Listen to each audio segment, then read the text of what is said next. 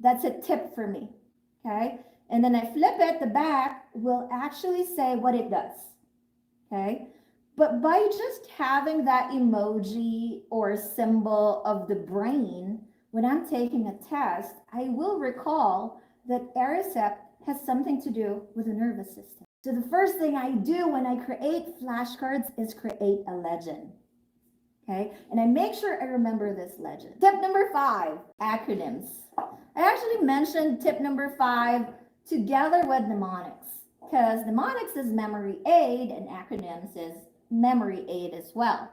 So one of my favorites, like I said, is the ABCDs of hypertension. You remember? Let's recall. There's 2 A's, right? There could be 3, okay? The A would be your ARBs, the andin-sartan, right?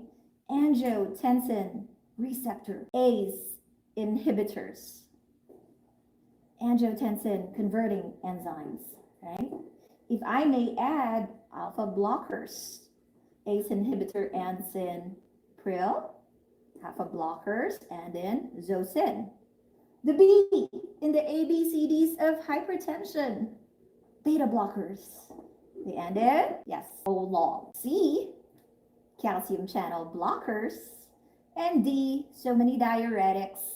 But these are the 4 ABCDs, acronyms or abbreviations that I use to remember how to manage hypertension in terms of drug class.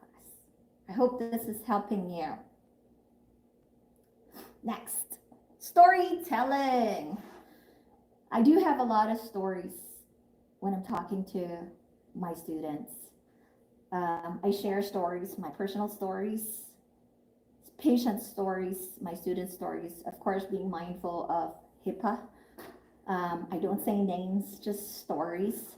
But creating stories in your head sticks in your head, especially if it's something that's funny and entertaining, okay?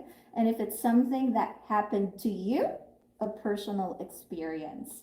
So I do have a story about this drug. I always tell them stories during a pharmacology class.